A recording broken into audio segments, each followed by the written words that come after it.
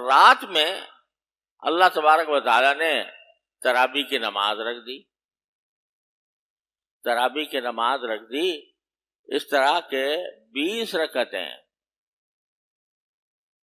ہر رات ہر مسلمان کے لیے سنت قرار دی. 20 رکعتیں. اور 20 رکعتوں کے معنی کیا ہیں؟ 40 سجدے. ہر رکعت میں 2 سجدے ہوتے ہیں نا, تو 20 رکعتوں میں 40 سجدے اللہ تبارک و تعالی نے اضافی عطا فرما دیا. یہ 40 سجدے کیا ہیں؟